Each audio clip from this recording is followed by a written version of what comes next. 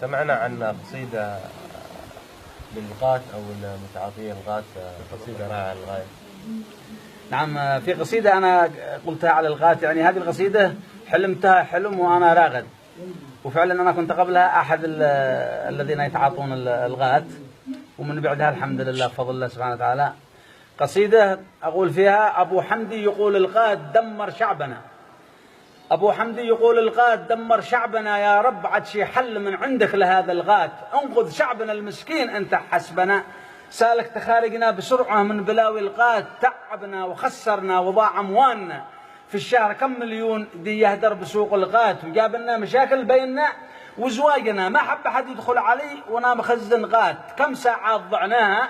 وهي من وقتنا، بعد الغداء لما العشاء واحنا الخزن غاة، وأيضا بعد بالإنجاع يطير نومنا، لما غريب الفجر ما نمنا سببها الغاة، صلاة الفجر ضاعت ما عبدنا ربنا، منين تصحى وانت البارحة مخزن غاة؟ صلاة الفجر ضاعت ما عبدنا ربنا، منين تصحى وانت البارحة مخزن غاة؟ صحينا الظهر وانغدنا لحك ثماتنا، يوحي لك الشيطان هي يسرع لسوق الغاة، على هذا البرامج كلها أيامنا، اليوم نصه نوم والباقي لخزن غاة، خسرنا وتعبنا ودقت راسنا، يا كم نفر دي راحت الحاهم طحنها الغاة، وأكبر مشكلة شاهدت في آبائنا خلاطته في سلته ولا يدق الغاة، فأية شعب في الدنيا يعاني مثلنا، قد ربما تخرب أسر من بعد هذا الغاة، فأية شعب في الدنيا يعاني مثلنا، قد ربما تخرب أسر من بعد هذا الغاة، وبعض الناس ما أكل عياله بالهنا، يأخذ لهم روتي وهو 2000 حق الغاة، وبعض الناس ما فكر حياته في البنا، همه وغمك كيف بيحصل لحبه غاة، وبعض الناس واطي ليس هو من أصلنا، ينصب ويسرق كذب من أجل الغداء والغاة، فأية شعب في الدنيا يعاني مثلنا، حتى الرشاوي لا الفساد واضح، فساد واضح عم كامل أرضنا، حتى الرشاوي كلها تحصل سببها الغاة، حتى الرشاوي كلها تحصل سببها الغاة، وأيضا حيث ما رحنا وهو قدامنا ما منطقة ندخل بها إلا يبيعوا غاة، خميس جمعة كان أو أعيادنا، خميس جمعة كان أو أعيادنا، بالذات اللي احنا في الجنوب الحر ماشي غاة، صراحة أن الغاة حملنا عنا، الله يصيب الوحدة اللي جابت لنا الغاة،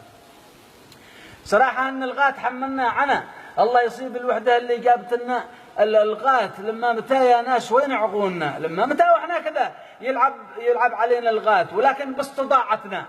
وفي يداتنا، ايش رايكم يا ناس بالغ قدر يسيب الغاة، وبالغ ياخذ بحق الغاة شيل اولادنا مثلا فواكه، بال اكلهم بحق الغاة، اذا خزنت بعد اليوم لموت الفنا اقسم برب العرش ما عذوق عودي غاة،